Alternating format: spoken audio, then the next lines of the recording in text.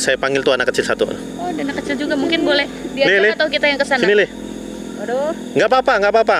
Nggak diapa-apain. Oh, nggak, nanti. Lagi pula, ya nanti saya lihat lagi. Iya. Tapi terima kasih Pak Maskur ya. Ya, terima kasih. Jadi ini adalah gambaran pasar gaib yang ada di sini sebagiannya ya, atau pasar setan itu.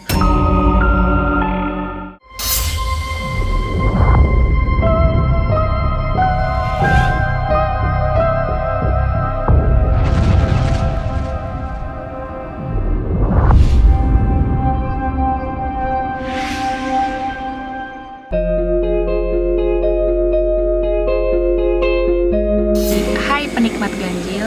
Nah, aku dapat laporan nih dari salah satu penikmat ganjil yang ngirim pesan ke DM Instagram kita. Nah, mereka meminta kita buat menelusuri apa sih sebenarnya tentang pasar setan yang ada di Sentul itu.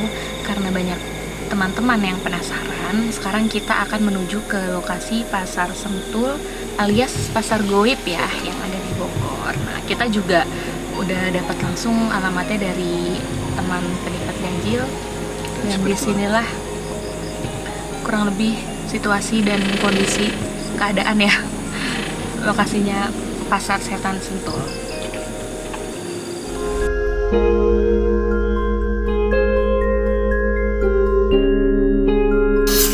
Nah, sekarang aku lagi ada di pasar goib. Nah, jadi aku dapat info katanya jalanan ini nih di pinggir-pinggir sungai sini nih sempat disebut-sebut sebagai pasar goib. Nah, karena kita penasaran, aku pengen coba nih. Kita tanya sama ahli spiritual kita yang kebetulan sekarang mereka sedang melakukan ritual. Nah, aku bakal kenalin sih ke kalian sebelum kita mulai penelusuran hari ini ya. Kalian mungkin bisa langsung ikutin aku. Jadi kurang lebih seperti ini ya situasi pasar goib. Agak gelap ya, pinggirannya juga mungkin kalian bisa lihat ada sungai kecil di pinggirannya. Nah, di belakang aku, tepat di belakang aku ini udah terlihat jelas ya. Di sini ada Bang Cecep dan Teh Laras. Mereka berdua adalah ahli spiritual yang akan menelusuri bagaimana sih kondisi yang ada di pasar goib ini. Dengan izin dan restu para dewa seluruh dimensi alam bawah, kami melakukan tata krama. Kita tunggu dulu sampai Teh Laras selesai ritual ya, karena kita harus izin sebelum menelusuri tempat ini. Kami melakukan tata krama. Selamat malam ya pemirsa Ganjil Misteri. Tadi kita sudah melakukan ritual tata krama dipimpin oleh Nyimas Dewi Larasati. Tujuannya itu agar acara di mana kita mau explore nih atau mau tanya-tanya tentang adanya pasar gaib yang ada di sini ya, atau lebih dikenal dengan istilah pasar setan gitu. Alhamdulillah tadi yang saya lihat nih termasuk pengelolanya juga sudah sudah mengizinkan, dan mereka itu senang karena kita tuh lebih sopan gitu kan untuk mengetahui apa aja yang ada di sini gitu. Nah, mungkin kita bakal memulai nih dari awal dulu kali ya. Gimana sih asal mulanya ada pasar goib ini gitu kan? Mungkin sambil kita penelusuran lihat-lihat Ya, mangga. lokasi-lokasinya seperti apa, gambarannya seperti apa ya Teh ya. Ya. Yang di sini kan terlihat banyak pohon. Ini ada sungai juga ya Bang ya? Ya, di belakang kita ini memang kelihatan kalau secara fisiknya itu sungai ya. Jadi yang kita lihat secara metafisika di sini adalah seperti pasar yang besar, dan pasar ini panjang juga ya, sekitar 16 kilo sebetulnya dari Curug Cibingbin sana sampai dengan ada perbatasan ya, seperti kayak bendungan di situ. Nah, di situ akhir dari pasar ini. Dan memang kalau dilihat nih banyak sekali aktivitas-aktivitas makhluk metafisik yang melakukan aktivitas jual beli. Dan memang produk di sini banyak juga ya. Termasuk di dalamnya itu ada seperti batu-batu permata, kemudian tuh barang-barang lama gitu ya. yang memang sebetulnya yang mereka jual di pasar ini adalah barang-barang yang pernah ditinggalkan manusia dari waktu ke waktu. Jadi ketika manusia itu meninggal, barangnya itu tidak dirawat, akhirnya mereka ambil gitu. Jadi mereka jual benda-benda lagi. pusaka gitu. Seperti benda-benda pusaka juga. Oke, ya aku pengen ajak nih Bang Cecep sama Teh Laras mungkin Yap. ini kan lumayan panjang ya, sekitar 16 kilo ya. Iya, 16 kilo ya. Panjang juga, berarti kita minta penjelasan aja sedikit Teh. Misalkan ini nih ada apa di ini aku salah jalan nggak nih? Salah jalan Takutnya aku nggak? salah jalan ya, nginjek apa jadi gitu. tadi Mikir ya. saat ini ya, saat kita melakukan ritual, itu sebetulnya dari pengelola pasar, dari Mbok Mariam atau Mbok Iem yang biasa dipanggil kayak gitu. Jadi mereka sudah mengkondisikan, Iya. sehingga yang tadinya seharusnya di sini kan banyak sekali pedagang-pedagang Lapak-lapak kaki lima ya, lapak. Jadi pedagang kaki lima yang di sekitar sini itu dipindahkan dulu ke arah sana, ke arah yang tempat gelap itu ya. Yang gitu. gelap. Nah sekarang ini posisi kita nih sebenarnya lagi di mana nih? Di depan ruko atau di jalanan pas atau gimana nih? Ini pas banget di belakang ya. Di belakang ini ada ruko yang ornamennya itu seperti ornamen orang Chinese ya, yang biasa dikenal dengan istilah toko-toko kelontong, toko-toko Cina gitu. Nah, di sini yang di bawah ini ya sebetulnya ada tangga ke bawah. Oh ini tangga nih, berarti Iya. di sini ada tangga ya? Pas banget di sini. Tangga ke bawah. Nah, itu di sini di samping sini benar-benar ada toko yang besar ya. Dan itu toko Cina menjual pernak-pernik yang juga berasal dari Tiongkok. Nah sekarang tokonya buka berarti? Lagi buka dan lagi rame banget. Nah, kalau di dunia goib ini sekitar jam berapa sih sekarang nih? Kalau untuk di dunia mereka itu sebetulnya ini seperti apa pagi hari. Oh ya, sekitar pagi hari. Ya, kebalikannya. Nah dari Teh Laras ini kan ahli spiritual tapi lebih merasa kepekaan ya, rasa gitu ya. Roso. Nah gimana mungkin hawa-hawanya? Ya hawa-hawanya tentunya awal-awalnya ya berat ya, pasti beratnya karena memang energi mereka itu kan sangat terasa sekali ya. Nah, tapi mereka orangnya kan ramah-ramah. Tapi kan memang dari tadi kami udah ngebatin ya, mempersiapkan pertanyaan juga sih sebenarnya ya, beliau-beliau udah tahu gitu lah. Jadi kan pasar setan itu kan terkenal hal yang menyeramkan begitu ya. Jadi Bang Cecep biar masyarakat ini teredukasi juga ya, nggak serem gitu, gimana pandangan Bang Cecep gitu loh, biar beliau yang menceritakan. Kalau aku ini ngerasanya yang memang nggak serem gitu ya, karena mungkin serem itu dari pikiran kita. Jadi kalau pasar setan itu pastinya orangnya pucet-pucet, dagangannya dipakai itu kayak kalau daging ya daging, mungkin pikirannya sampai daging manusia kayak gitu ya. Nah, padahal nggak seperti itu. Jadi mungkin kita keliling lagi boleh ya? Oke, siap-siap.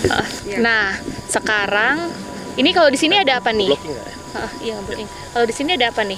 Ini yang sekarang masih toko yang sama? Iya, masih toko yang sama. Oh jual Ya. apa ini kalau boleh tahu? Kain ya. Kain, kemudian guci-guci. Ya, ini disapa sama yang punya. Oke boleh. Jadi selain guci itu ada kayak pernak-pernik kayak asbak ya. Asbak bukan itu? Ya, itu asbak bukan? Asbak naga. Oh, asbak ya, asbak. Jadi kayak asbak, terus ada toilet juga, toilet dari dinasti Han. Ya, jadi udah lama banget ya dari Tiongkok. Itu ada toilet juga ya. Saya juga heran. Dan juga ada kayak mainan anak-anak juga di situ yang kayak keletakan gitu loh. Keletak-keletak gitu. Oh enggak. Kami nggak mau beli. Visualisasi ya. Jadi mereka itu juga bisa menawarkan manusia ya? Oh dia kalau misalnya ketemu manusia yang bisa berkomunikasi dengan mereka bakalan yang tawar kayak tadi nih. Di situ kan banyak sekali nih yang pedagang kaki lima biasanya lebih rame gitu. Tapi memang ya dari tadi itu ada yang jaga, jadi mereka itu di stop gitu, jangan menawarkan. Mereka itu nggak berani macam-macam mendekat ke kita asal-asalan. Mereka itu kayak sama kita tuh, kita tamu istimewa. Iya.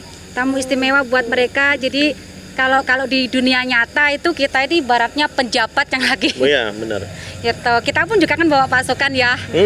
Jadi pasukan kita pun juga hadir semua tadi. Jadi istilahnya aman kita. Nah terus ini ada penjual apa lagi nih? Semua rata-rata mungkin di sini. Ini pas nih di aku di sini. Enggak. Nah, di sini ya. Takut. Ini dia pedagang juga ya. Ini pedagang.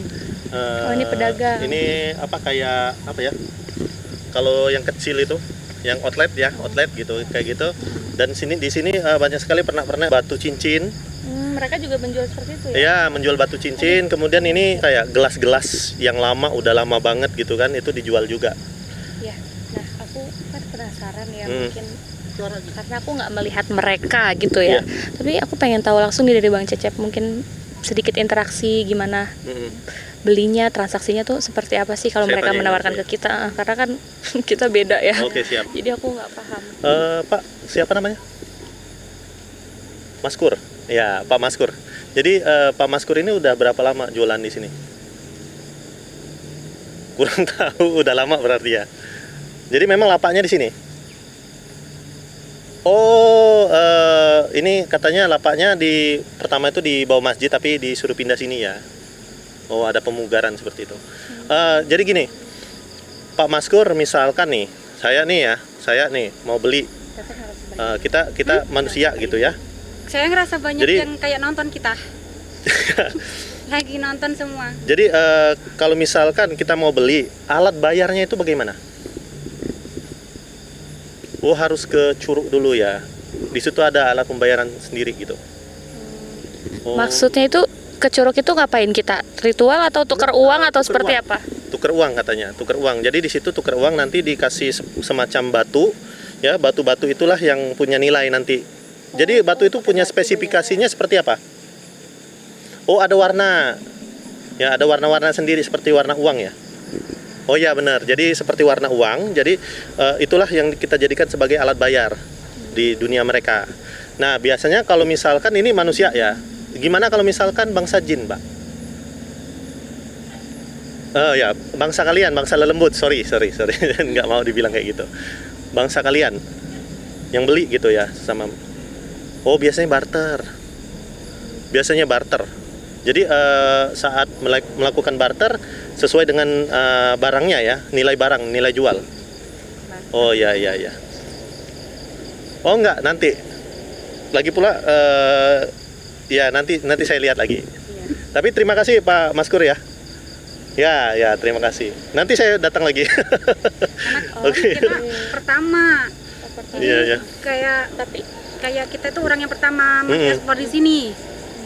Tapi Gitu. nih, Teh Bang, aku mau tanya. Sebenarnya mereka itu manusia-manusia ini kan biasanya ada yang percaya dengan hal-hal seperti itu ya, mungkin ya. Banyak nggak sih peminatnya untuk di pasar gue? Oh, Kalau gitu. ini ya. Mangga. Jadi kalau untuk peminat ini, Pak, saya mau tanya lagi, boleh? Dia menawarkan hanya Iya. orang yang bisa lihat aja ya. Jadi kalau untuk interaksi selama ini itu banyak nggak dari kalangan kita, kalangan manusia gitu? Dari kalangan manusia ya, interaksi. Jadi maksudnya tuh yang beli barang di sini atau yang jual? Banyak tapi udah lama ya. Manusia yang beli, kan mereka itu bersifat goib.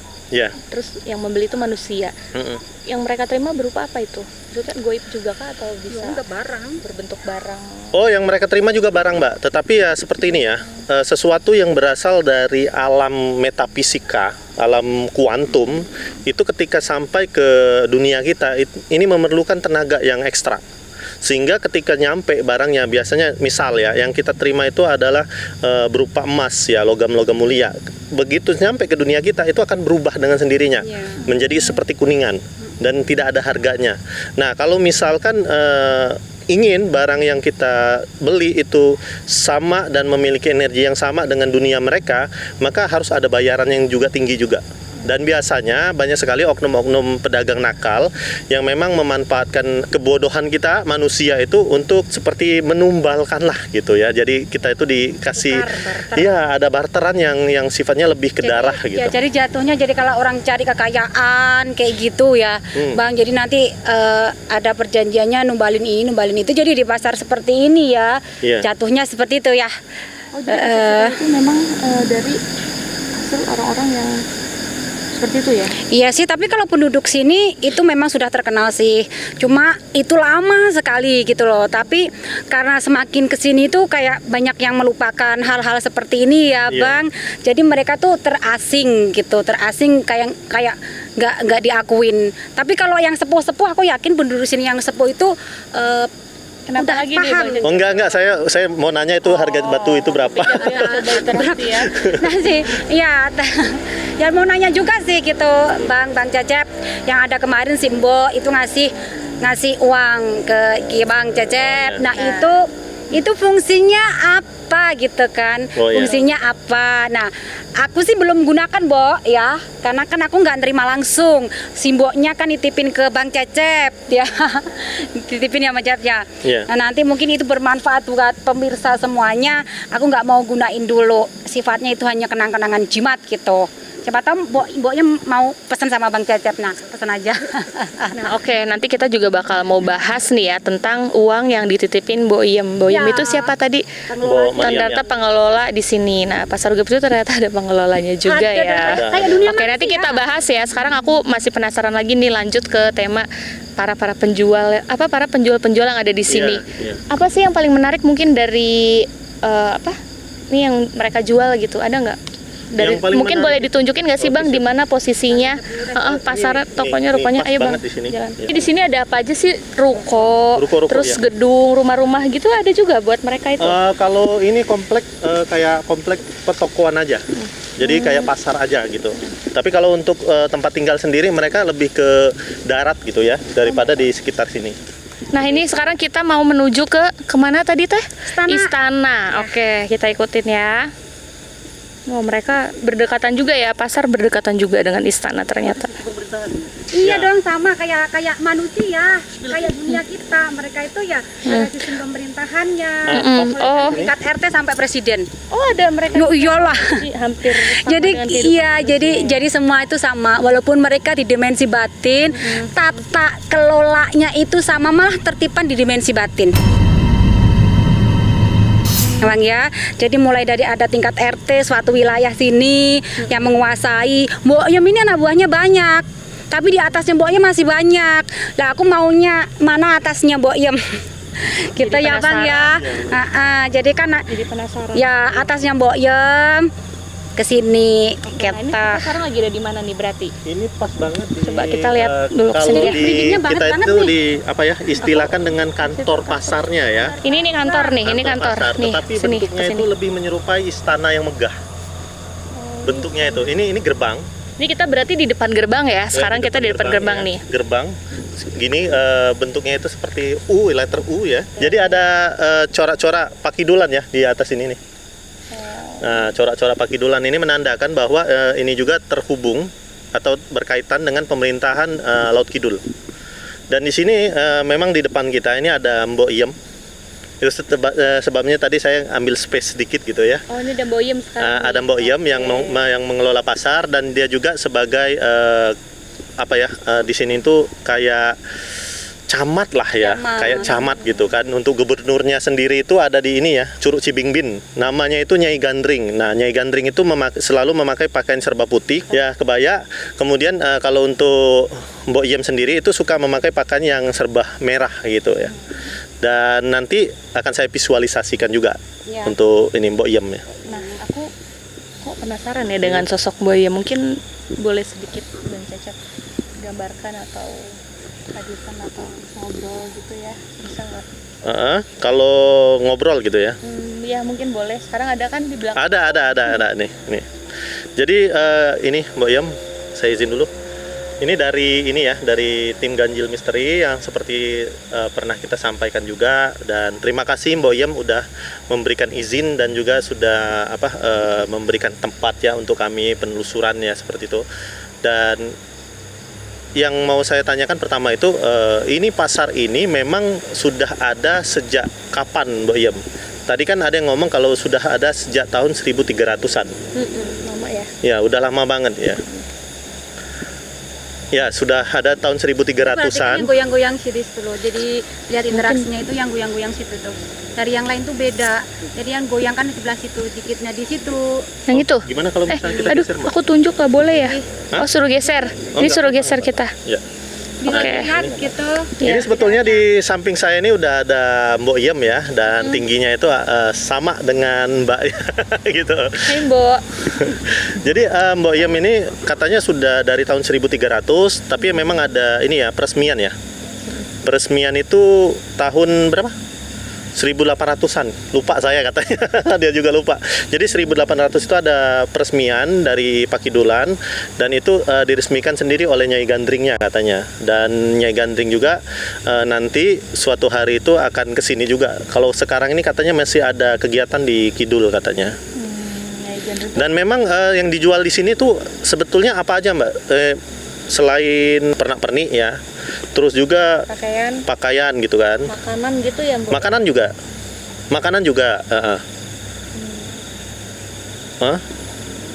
Oh, kalau makanan itu yang nggak boleh diperjualbelikan kepada manusia katanya.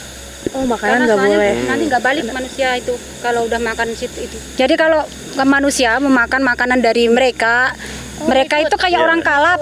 Jadi orang kalap itu nggak sulit untuk balik ke alam manusia lagi.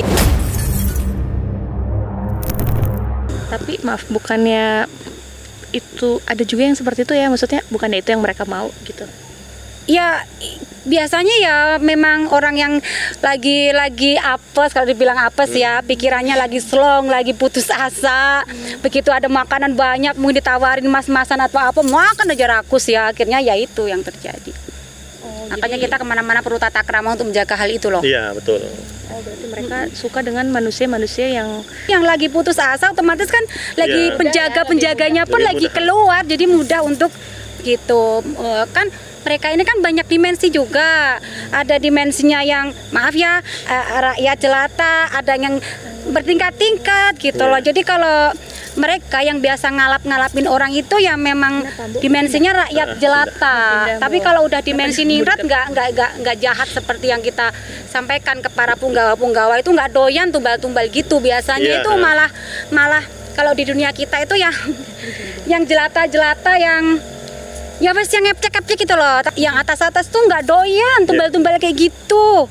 Nggak ada. Jadi di sini kami menegaskan ya, dimensi batin itu yang kelasnya sudah punggawa atas ataupun Ratu Kidul lah ataupun siapa Nyai Gandring itu nggak doyan tumbal, apalagi tumbalnya manusia putus asa buat apa gitu loh ya. Jadi jangan selalu difitnah, nggak doyan mereka ya. Tapi yang sering tumbal-tumbal itu adalah rakyat jelata, ketemunya arwah penasaran baru itu. Jadi perlu digarisbawahi.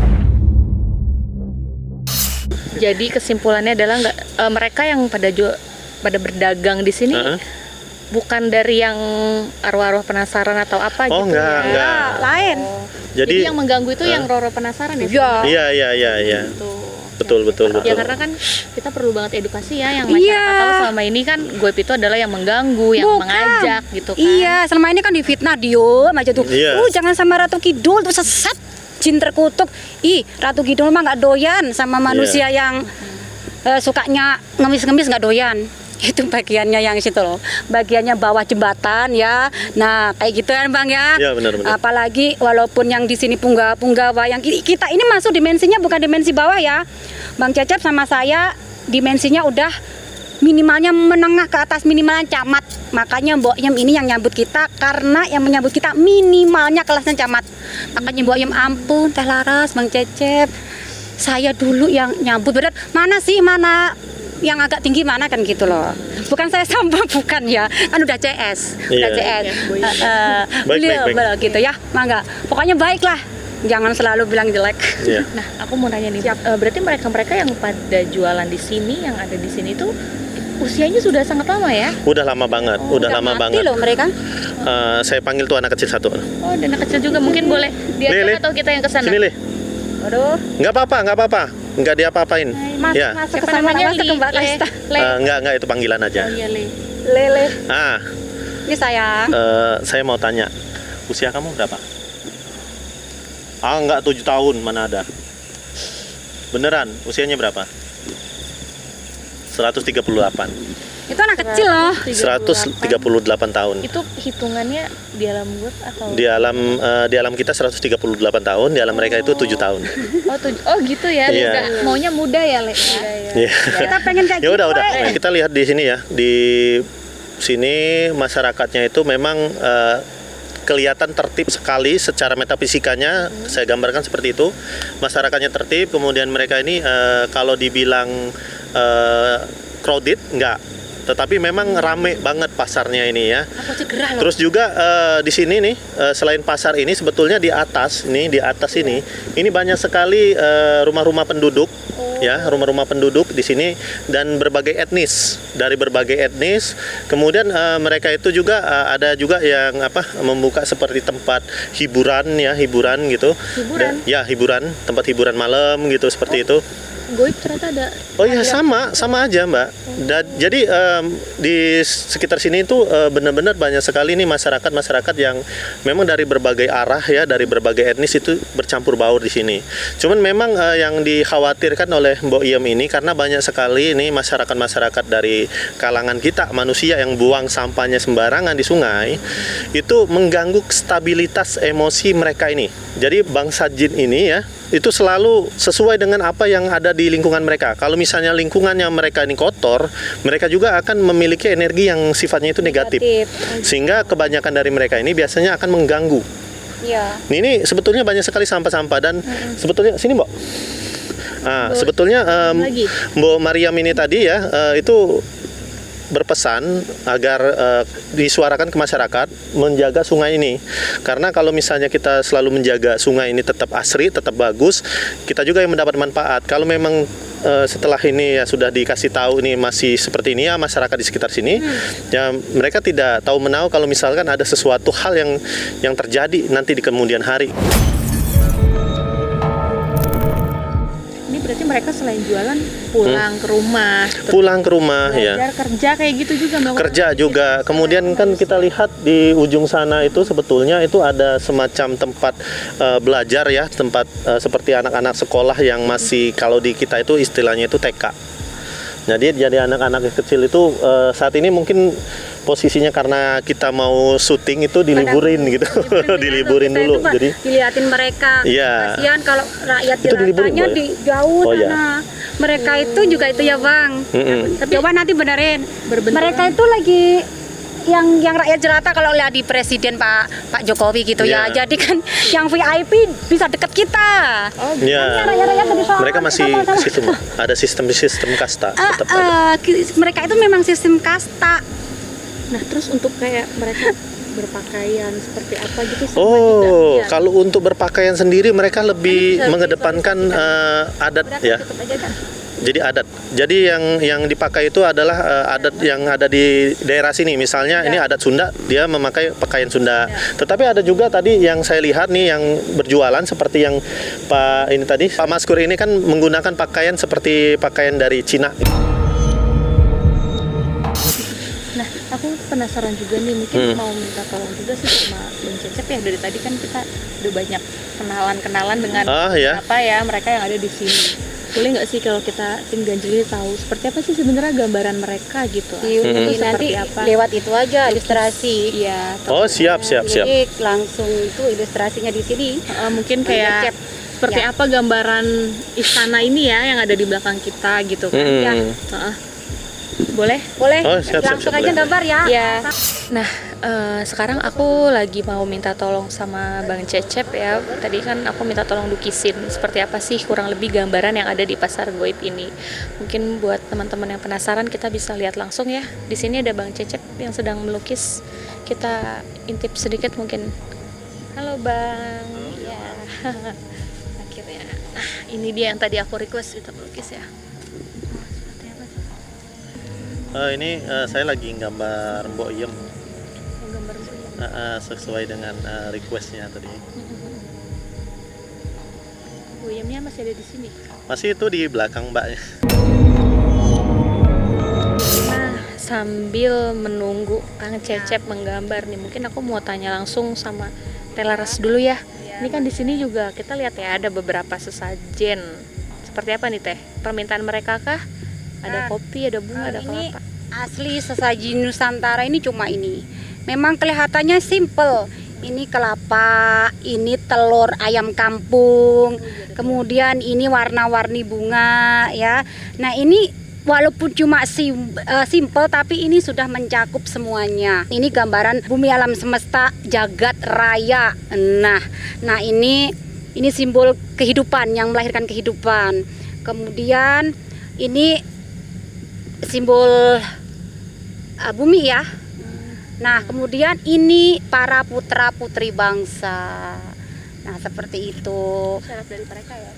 Syarat dari mereka. Asli sesaji asal muasal bangsa pribumi Nusantara. Dan ini merupakan teknologi Teh. Ini terlihat sepele, tapi apabila pemirsa para spiritual juga mau melakukan sesaji cuma seperti ini, itu efek dampaknya luar biasa. Bagi rezekinya seret, cukup melakukan ritual sesaji Nusantara ini, buktikan omongan Teh Laras. Seminggu sekali ini, nanti kalau bunganya kering kan kering seminggu ini ya, itu ditaburkan ke makam keluarganya. Ya, terus atau ke makam-makam yang dituakan sesepuh. Efek dampaknya bukan cuma untuk materi, tapi akan membentuk kesadaran diri. Nah ini wajib bagi bangsa Nusantara. Nggak usah yang lain ini. Kalau ini fashion. Buat apa nih? Kopi pahit ini sebenarnya imbuhan aja, pernak-pernik seperti ini pernak-pernik. Tapi intinya hanya ini. Sesaji Nusantara ini intinya ini. Tapi kalau kopi pahit ini menggambarkan filosofi sendiri, suka atau variasi. Tapi intinya tetap ini. Intinya yang saya dapatkan dari guru saya juga, dari Kang Prabu juga, ini sesaji pokok kita, inti yang melahirkan kita, melahirkan kehidupan, melahirkan ya ini. Nah, itu kalau kayak makan makanan minuman gitu dia makan juga? Ya enggak. Atau kan ada juga yang suka bilang gini, mereka tuh minta sesajen kayak kopi, nanti ketika pagi enggak rasanya tuh gimana tuh? Ya kalau kita gini ya, katanya kalau sesaji ini nanti rasanya nggak enak. Ya nggak enak lah kalau udah dingin. Coba kalau lagi udah panas ya enak. Jadi makanan mereka itu dari niat kita mempersembahkan, mengingat mereka leluhur itu ada perannya dalam kehidupan kita sangat nyata. Dengan tulus, ikhlas, kasih sayang, itulah makanan mereka, bukan ini yang dimakan mereka atau sari-sarinya. Logika saja kalau masih panas ya enak dimakan. Bahkan kalau sesaji itu saya nggak pernah saya buang. Manfaat kok dibuang ya. Jadi masih enak gitu kan. Nah, niat kita itu mempersembahkan, mengingat mereka. Setelah itu udah kan kita persembahkan lah, kita makan para sapam. Saya jamin 100% enggak dimakan para gaib. Karena makanan mereka energi ketulusan kita. Teh aku juga nih jadi terselip di pertanyaan. Kan ada juga nih mereka nih yang kesurupan kayak gitu ya, meminta kopi panas. Bahkan lagi panas-panasan nih diminum. Ya, mereka kan lagi. Nah, itu gimana itu?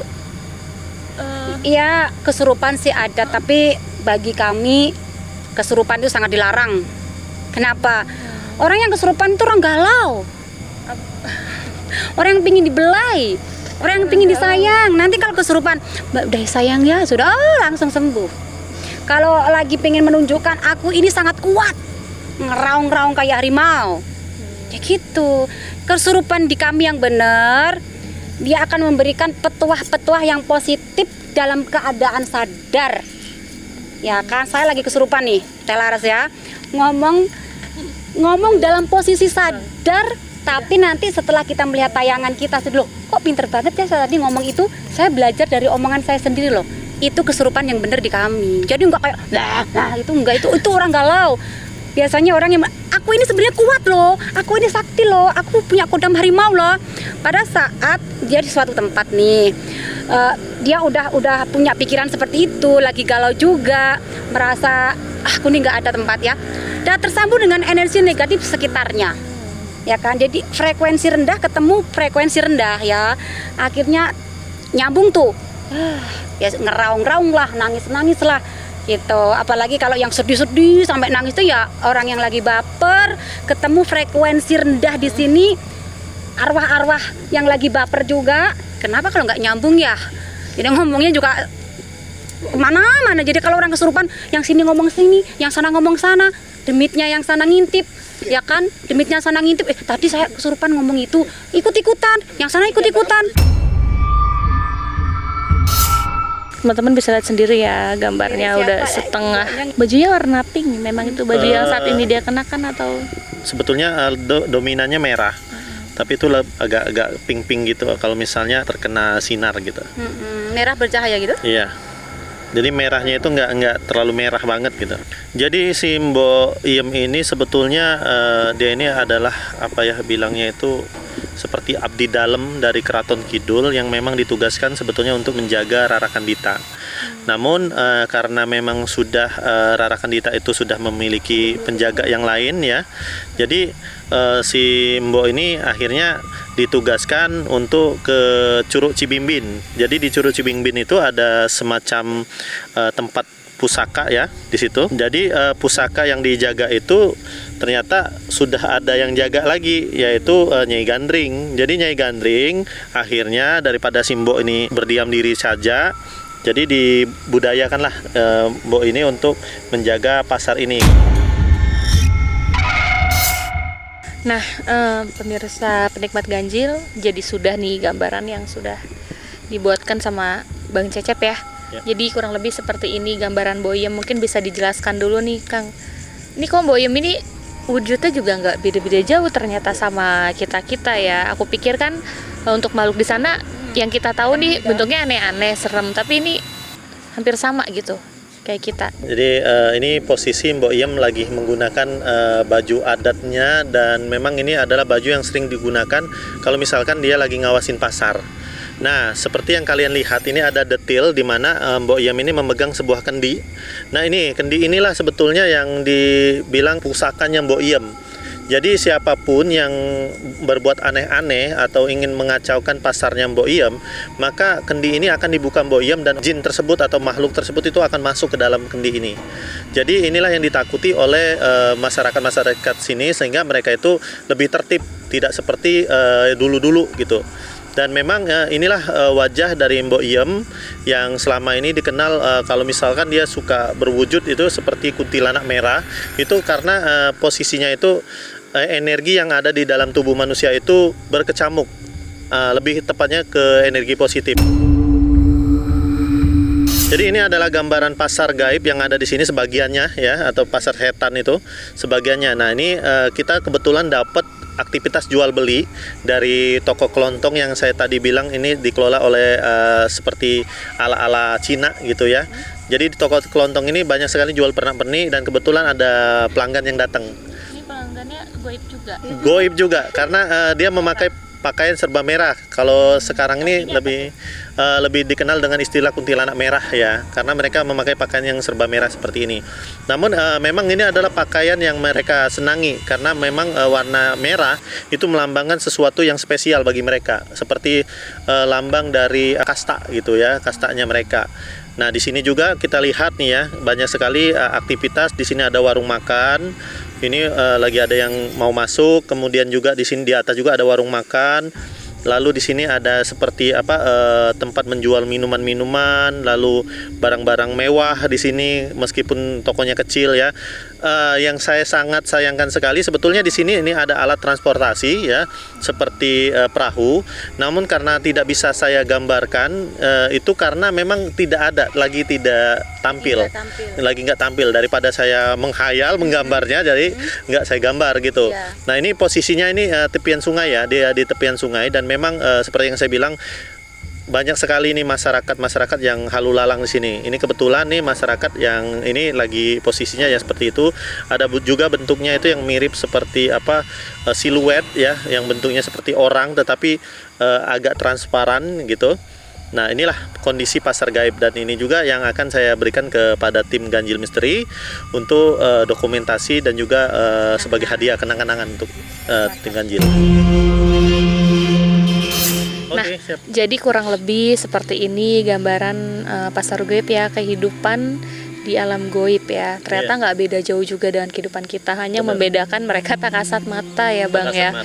Dan berbedanya juga mereka nggak kayak kita yang transportasinya banyak ya. Jadi Iya. sebenarnya mereka cuma lalu lalang seperti ini aja ya. Benar. Dan nggak semua tempat bisa dijadiin Iya. tempat mereka hidup ya. Jadi Benar. bener nggak? Ya. Jadi tetap harus ada izin-izinnya dulu gitu. Ya, mereka lebih identik juga dengan ini ya, kehidupan yang kayak di pinggir-pinggir sungai, pinggir-pinggir sawah begini ya, nggak Oh, asal iya. sembarang tempat ternyata Iya. mereka nih untuk membangun Di tempat gunung ini. adanya. Oh Kalau gitu. kita bicara tentang pasar setan itu nggak ada di daratan perkotaan, di gunung. Itu Iya. makanya kita bilang pasar setan. Mungkin dari Bang Cecep dan Teh Laras pesan-pesannya seperti apa nih? Ya. Ya. Atau ada dari pesan dari Mbok Iem ya untuk kita Ya. gitu kan? Karena Nah ini ada pesan dari Mbok Iam. Jadi sebetulnya paradigma atau rasa takut kita itulah sebenarnya yang bisa memvisualkan apapun yang kita inginkan. Termasuk Mbok Iem juga ya berpesan untuk masyarakat di sini kalau misalkan suatu saat ada sesuatu yang terjadi itu sebetulnya bukan karena mereka tetapi dari ulah manusia itu sendiri. Jadi Mbok Iem berpesan untuk menjaga alam, membantu saling mensupport satu sama lain dengan cara tidak membuang sampah sembarangan. Kemudian juga sudahi praktik-praktik yang merugikan diri sendiri lah seperti itu. Punten, bukan cuma dari Mbok Iem ya. Tapi itu pesanan juga dari atasannya Mbok Iem. Jadi untuk para pengusaha di sini kan sudah digambarkan ya juga banyak etnis Tionghoa juga. Tolong jangan terlalu merusak lingkungan sini. Manusia itu kan di sini sudah banyak dikasih tempat ya untuk usaha. Tolong jangan dihabiskan. Kalau dihabiskan semua digaruk-garuk ya, penduduk sini pun tidak ada tempat untuk mereka berkarya ya. Jadi dikuasain oleh orang-orang tertentu. Tolong cukup. Kalau ada apa-apa seperti bencana atau musibah terjadi pada orang pengusaha yang kurang tata krama, bukan alam yang marah, bukan Tuhan yang menghukum, tapi karena keserakahan mereka. Tata kramanya tidak ada, sudah terlalu rakus merusak lingkungan Sentul sini.